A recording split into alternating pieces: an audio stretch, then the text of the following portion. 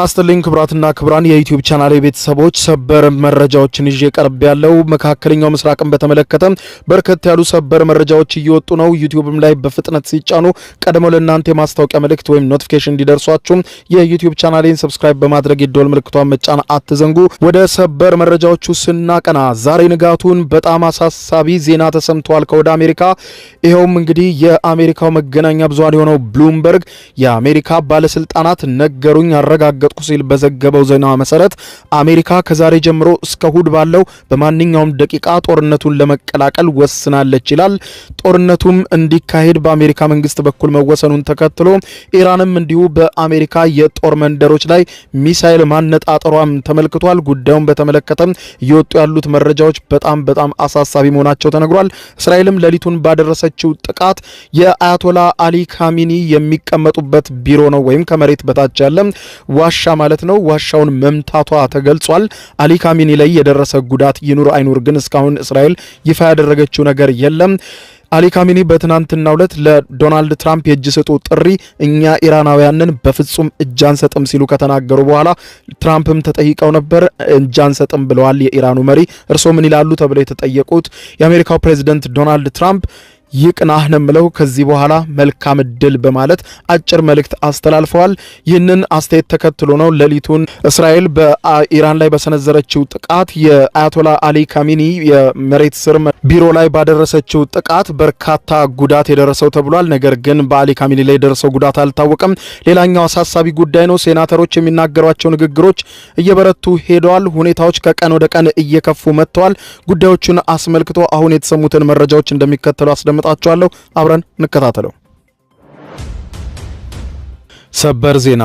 በግጭት ዳመና በተዋጠው የመካከለኛው ምስራቅ ግጭቱን የበለጠ የሚያነር አስፈሪ ዜና ዛሬ ማለዳ ተሰምቷል። አሜሪካ ላለፉት ቀናት በባህርና በአየር በርካታ መሳሪያዎቿን ስታስጠጋ መቆየቷ እንዲሁም በርካታ ቁጥር ያለው ተጨማሪ ሰራዊትም ወደ መካከለኛው ምስራቅ ስትልክ መቆየቷ ይታወሳል። ይህንን ተከትሎ የአሜሪካው ፕሬዝዳንት ዶናልድ ትራምፕ በተደጋጋሚ በሚሰጧቸው አወዛጋቢ መግለጫዎች ምክንያት ትራምፕ በኢራን ላይ ጦርነት ያውጃሉ ወይስ አያውጁም የሚለው ጉዳይ ጋቢ በሆነበት በአሁኑ ሰዓት ዛሬ ንጋቱን የአሜሪካው መገናኛ ብዙሃን ብሉምበርግ ቅርብ ምንጮች አግኝቼ ያረጋገጥኩ ያለውን መረጃ ይዞ ወጥቷል። መረጃው በእርግጥም ቀጠናውን ወደ ለየለት ውጥንቅጥ የሚያስገባ ሆኗል። ይኸውም የብሉምበርግ መረጃ እንደሚያመለክተው አሜሪካ ጦርነቱን ለመቀላቀል መቁረጧንና መሳሪያዎቿን ቦታ እያስያዘች መሆኑን የጠቀሰው ብሉምበርግ እማኝነታቸውን ሰጡኝ ያለው የአሜሪካ ከፍተኛ ባለስልጣናትን ጠቅሶ እንደዘገበው አሜሪካ ከዛሬ ጀምሮ እስከ እሁድ ባለው በማንኛውም ሰዓት ጦርነቱን ትቀላቀላለች፣ በኢራን ላይ ጦርነት ታውጃለች፣ ከእስራኤልም ጋር ትቆማለች ብሏል። ይህ በዚህ እንዳለ ደግሞ የአሜሪካው ሌላኛው መገናኛ ብዙሃን የሆነው ኒውዮርክ ታይምስ ባወጣው መረጃ ኢራንም በርካታ ሚሳኤሎችን ማዘጋጀቷንና በተለይም ደግሞ አሜሪካ በቀጣዮቹ ቀናት ከዛሬ ጀምሮ ጦርነቱን የምትቀላቀልና ከእስራኤል ጋር የምታብር ከሆነ በቀጠናው ላይ የሚገኙ ወደ 30 የሚጠጉ የአሜሪካ የጦር ሰፈሮችን በሚሳኤል ለመደብደብ ሚሳኤሎችን እንዳዘጋጀች የአሜሪካ መንግስት የደህንነት መረጃዎችን ማግኘቱን ኒውዮርክ ታይምስ ዘግቧል። እንደ መገናኛ ብዙሃኑ ዘገባ ከሆነ የእስራኤል ባለስልጣናት የአሜሪካ መንግስት ጦርነቱን እንዲቀላቀላቸው እየጠየቁ መሆኑን ተከትሎ የዩናይትድ ስቴትስ መንግስትም ጦርነቱን ለመቀላቀል ጫፍ እየደረሰ መሆኑን አስመልክቶ ባለፉት ቀናት በርካታ መሳሪያዎች ወደ ቀጠናው መጓጓዛቸው በተለይም ኢራንም ከፍተኛ ዝግጅት ማድረጓ ከዚህ ጋር የተገናኘ ነው ተብሏል። እስራኤል የአሜሪካን አስተዳደር ከኢራን ጋር ባላት ግጭት ጣልቃ እንድትገባ እየገፋች ስትሄድ በአሜሪካ ባለስልጣናት ዘንድ የጦርነት መስፋፋት ፍራቻ እያደገ እንዳለም አመልክቷል። የዩናይትድ ስቴትስ ባለስልጣናት በተለይም አሜሪካ ጦርነቱን መቀላቀል አለባት ወይም የለባትም በሚለው ለሁለት መከፈላቸው የተመለከተ ሲሆን አብዛኛው የዶናልድ ትራምፕ አስተዳደር ኃይሎች ጦርነቱን መቀላቀል እንዳለባቸው እንደሚያምኑም ተዘግቧል። ዩናይትድ ስቴትስ የእስራኤልን ዘመቻ ከተቀላቀለችና ቁልፍ የኢራን የኒውክሌር ተቋም የሆነውን ፎርዶፋን ማጥቃት ከጀመረች በኢራን የሚደገፈው የሁቲ ሚሊሻ በቀይ ባህር ውስጥ መርከቦችን ማጥቃት በፍጥነት እንደሚቀጥልና በተለያዩ አካባቢዎች በሚገኙ የአሜሪካ ጦር ሰፈሮችም ላይ ከኢራን በሚተኮሱ ግዙፍ ባላስቲክ ሚሳኤሎችም ከፍተኛ የሆነ ጥቃት ሊደርስ እንደሚችል ተመልክቷል። እዚህም ባሻገር ኢራን በተለይም ደግሞ የሆርሙዝ የባህር ባህር ወሽመጥ ላይ የአሜሪካ መርከቦች ላይ ከባድ ጥቃት ልትፈጽም እንደምትችልም ተነግሯል።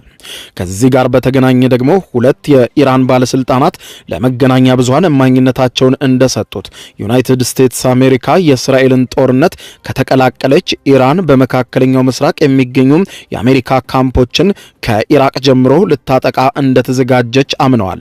የሁለቱ ባለስልጣናት ገለጻ መሰረት ኢራን በአረብ ሀገራት የሚገኙና በጥቃቱ የሚሳተፉ ማንኛውም የአሜሪካ ካምፖችን ኢላማ አድርጋ በከባድ ሚሳኤሎች እንደምትደበድብ መናገራቸውን አመልክቷል።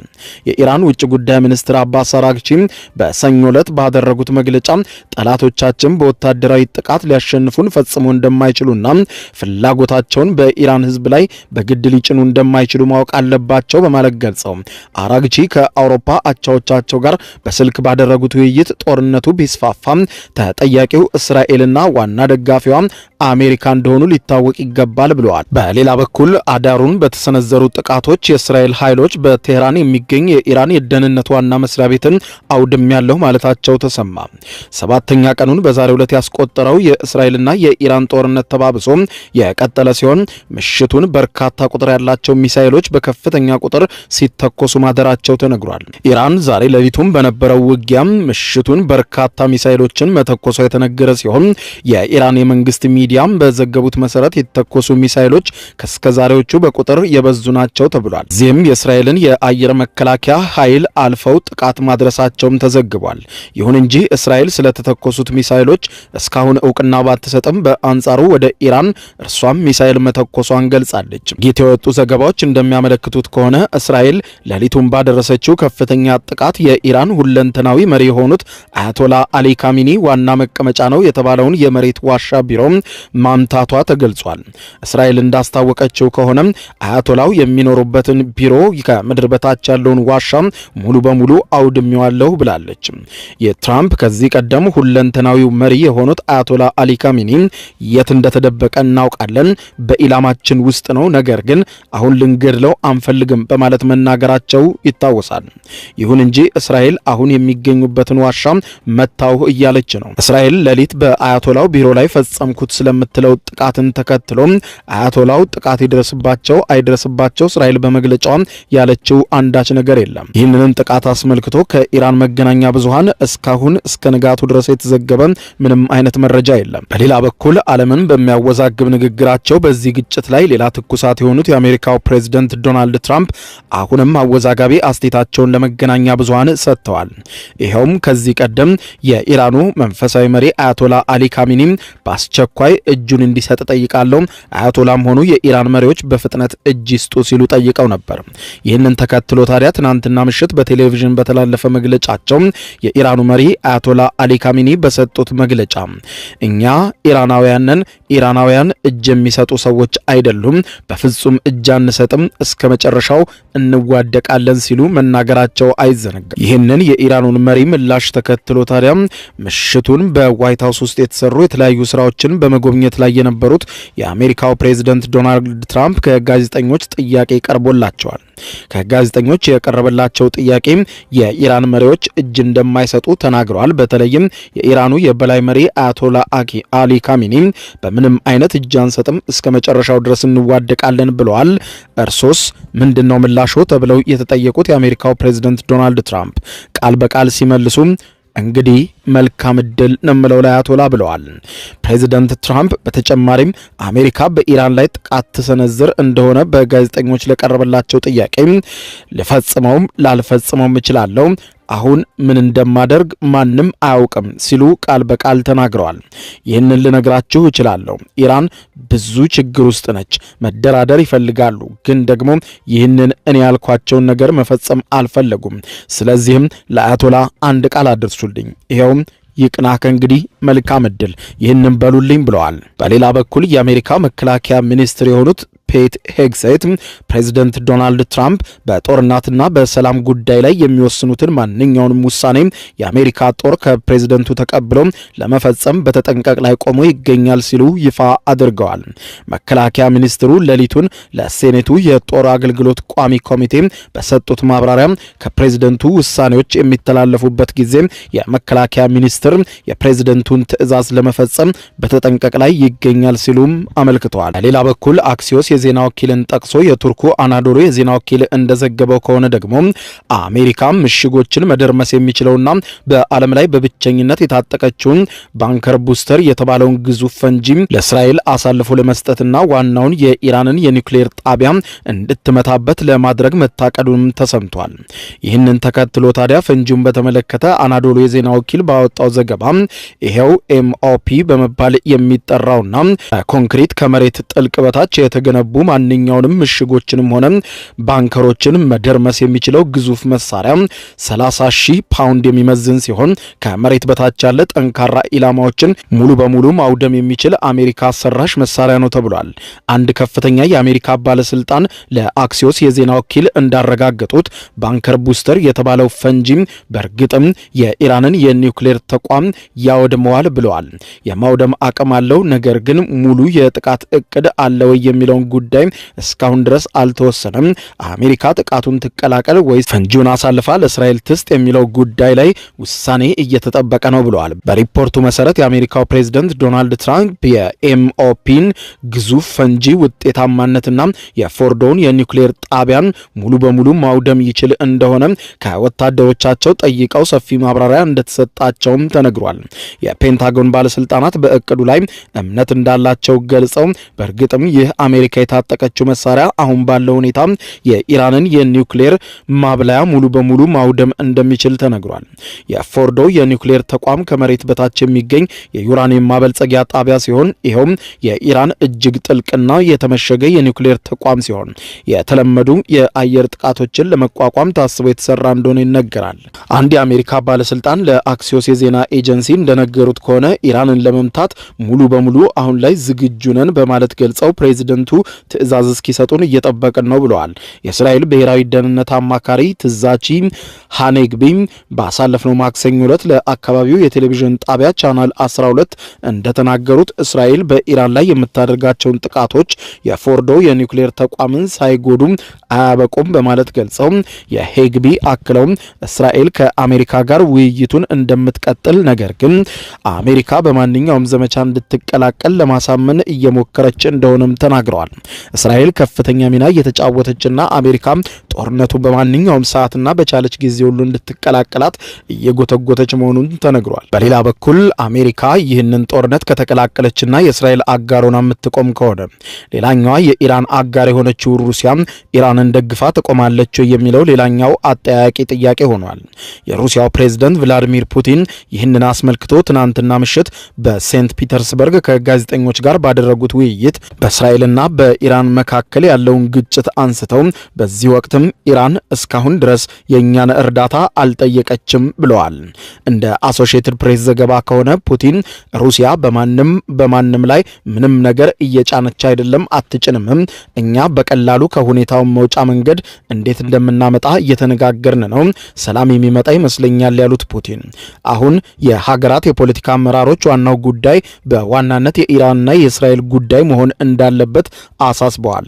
ኢራን የሩሲያን እርዳታ እስካሁን ጠይቃለች ወይ በሚል ቃል በቃል በድጋሚ ከአጃንስ ፍራንስ ፕሬስ ኤኤፍፒ ለቀረበላቸው ጥያቄ ፑቲን በድጋሚ ሲመልሱ የኢራን ወዳጆቻችን ስለዚህ ጉዳይ ምንም የጠየቁን ነገር የለም፣ እርዱን አላሉም እስካሁን ድረስ ብለዋል። በሌላ በኩል የአሜሪካ ምክር ቤት አባላት አሜሪካ በጦርነቱ ትቀላቀል ወይስ አትቀላቀል በሚለው ጉዳይ ለሁለት ተከፍለው ሴናተሮቹ ለየብቻም በማህበራዊ ትስስር ገጻቸው ሀሳባቸውን መግለጽ ቀጥለዋል። የአሜሪካ ከፍተኛ የሪፐብሊካን ሴናተር የሆኑት ሊንዚ ግርሃም ዩናይትድ ስቴትስ ፕሬዚደንት ዶናልድ ትራምፕ የኢራንን የፎርዶ የኒውክሌር ጣቢያ ሙሉ በሙሉ ለማውደም አሜሪካ ሙሉ በሙሉ ወደ ጦርነቱ ትቀላቀል ሲሉ ጥሪ አቅርበዋል። ፎርዶው በመካከለኛው ኢራን ውስጥ ጥልቅ ተራራ ውስጥ የተቆፈረ ተቋም ሲሆን ይህንንም ለማውደም አሜሪካ ታስፈልጋለች ብለዋል። ሴናተር ግራሃም በጽሁፋቸው ላይ እንዳብራሩት እስራኤል የኢራንን ሰማይ ተቆጣጥሬያለሁ ብላለች። የኢራንን ወታደራዊና ሳይንሳዊ አመራሮችንም ገላለች። በተጨማሪም የኢራንን የኒውክሌር መሰረተ ልማት ከፍተኛ ጉዳት አድርሳበታለች። ሆኖም ግን አንድ የቀረው ጣቢያ ከመሬት በታች ያለው የፎርዶ ጣቢያ ነው። የኢራንን የኒውክሌር ማበልጸጊያ መርሃ ግብርም እንዲያበቃ ያንንም ለማረጋገጥ አሜሪካ ትግባ ብለዋል። አክለውም ለእንደዚህ አይነት ጥልቅ ከመሬት በታች ለሚደረግ ጥቃትም ዩናይትድ ስቴትስ አሜሪካ የያዘቻቸው አቅሞች ለኛ ብቻ ልዩ ናቸው ብለዋል። አክለውም በእኛ ዘንድ ልዩ የተባሉትን ፈንጂዎች ይዘን ወደ ጦርነቱ እንግባ ያሉት ሴናተሩ በፍጥነት ስራውን እንጨርሰው ብለዋል። የፎርዶ ጣቢያ ከመሬት በታች በግምት 80 ሜትር ወይም 260 ጫማ ጥልቀት ያለው ሲሆን ተንታኞች እንደሚያምኑት ተራራውን ሰንጥቆ በፋብሪካው ላይ ከባድ ጉዳት ሊያደርስ የሚችለው የአሜሪካው የባንከር ቡስተር የተባሉ ፈንጂዎች ሲሆን ይህንንም ፈንጂ በብቸኝነት በዓለም ላይ የታጠቀችው አሜሪካ ብቻ ናት። ኢራን የኒውክሌር የጦር መሳሪያ የመፈለግ ፍላጎት እንደሌላት ማስተባበሏና የተባበሩት መንግስታት ድርጅት የኒውክሌር ኤጀንሲ ሀገሪቱ አንዱንም እየገነባች እንደሆነ የሚያሳይ መረጃ ምንም አይነት አለማግኘቱም መግለጹ ይታወቃል። እኚህ ሴናተር ይህንን ቢሉም ለቁጥር የበዙ ሴናተሮች ደግሞ አሜሪካ ወደ ጦርነት መግባት እንደሌለባት እንዲሁም ይህ ጦርነት የእስራኤል ጦርነት እንጂ አሜሪካ ጦርነት እንዳልሆነ በመግለጽ የአሜሪካ ወታደሮች በዚህ ጉዳይ ዋጋ መክፈል እንደሌለባቸው አጥብቀው በማሳሰብ ላይ ይገኛሉ። የኢራንና የእስራኤል ጦርነት በከፍተኛ የመረጃ መለዋወጥ በየሰዓታቱ ልዩነት የቀጠለ ሲሆን ይህ ዘገባ እየተጠናከረ ባለበትም ሰዓት ውጊያው ቀጥሏል። ንጋት ላይም ኢራን እጅግ በርካታ ቁጥር ያላቸው ሚሳኤሎችን ያስወነጨፈች ሲሆን የእስራኤሏን ሃይፋ ከተማን ለመደብደብ ያለመ ሚሳኤል እንደተተኮሰም ተገልጿል። የእስራኤል መከላከያ ኃይል አይዲኤፍም መተኮሳቸው ሚሳኤሎቹ አረጋግጦ ሰዎች ወደ መደበቂያ ክፍሎች እንዲገቡም ገልጿል። በሌላ በኩል ይህን ውጊያ አንፈልግም የሚሉ ተቃዋሚዎች በኒውዮርክ አደባባይ ላይ በሰፊው ቁጥር ሲታዩ ውለዋል። በአሜሪካም በትናንትናው ዕለት ምሽቱን ድረስ በርካታ ቁጥር ያላቸው ተቃዋሚዎች የኢራንን ባንዲራ በመያዝ በኒውዮርክ አደባባይ ላይ በከፍተኛ ቁጥር ወጥተው የታዩ ሲሆን የእስራኤል ደጋፊዎችም በተመሳሳይ የእስራኤል ባንዲራ ይዘው በኒውዮርክ አደባባይ ላይ ታይተዋል። በሁለቱም እጅግ ከፍተኛ ቁጥር በታየበት የድጋፍና የተቃውሞ ሰልፍ ላይ የተገኙት የሁለቱም ሀገራት ሰልፈኞች በተለይም ደግሞ በሰልፈኞቹ መካከል በነበረው የኃይለ ቃል መወራወር የተነሳ ወደ ግጭት ሊገቡ ይችላሉ የሚል ከፍተኛ ስጋት መፈጠሩን ተከትሎ የኒውዮርክ ፖሊስ ከፍተኛ ጥበቃ ሲያደርግ እንደነበረ ለማወቅ ተችሏል። ክቡራን አድማጮች የመካከለኛው ምስራቅ ጉዳይን በተመለከተ ከሰዓታት በኋላ ተጨማሪ መረጃ ይዤላችሁ የመመጣ ይሆናል። እስከዚያው በያለንበት የዓለም ዳር ቸር እንቆይ።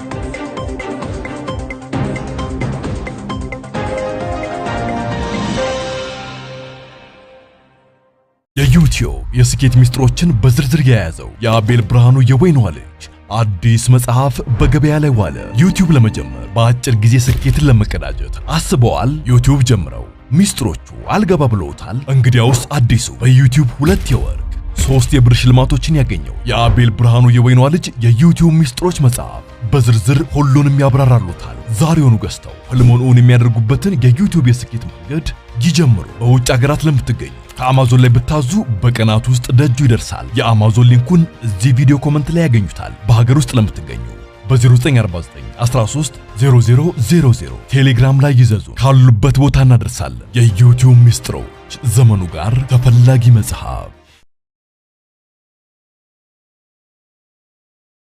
የዩቲዩብ የስኬት ሚስጥሮችን በዝርዝር የያዘው የአቤል ብርሃኑ የወይኗ ልጅ መጽሐፍ ሁለተኛ እትም በገበያ ላይ። ዩቲዩብ ለመጀመር በአጭር ጊዜ ስኬትን ለመቀዳጀት አስበዋል? ዩቲዩብ ብጀምር ስንት ብር አገኘሁም ብሎ አስበዋል? እንግዲያውስ በዩቲዩብ 2 የወርቅ 3 የብር ሽልማቶችን ያገኘው የአቤል ብርሃኑ የወይኗ ልጅ የዩቲዩብ ሚስጥሮች መጽሐፍ በዝርዝር ሁሉንም ያብራራሉታል። ዛሬውኑ ገዝተው ህልሞን እውን የሚያደርጉበትን የዩቲዩብ የስኬት መንገድ ይጀምሩ። በሀገር ቤት አከፋፋይ አዲስ አበባ ሜክሲኮ ኮሜርስ መጽሐፍት መደብር። በውጭ ሀገራት ለምትገኙ ከአማዞን ላይ ብታዙ በቀናት ውስጥ ደጁ ይደርሳል። የአማዞን ሊንኩን እዚህ ቪዲዮ ኮሜንት ላይ ያገኙታል። የዩቲዩብ ሚስጥሮች ዘመኑ ጋር ተፈላጊ መጽሐፍ።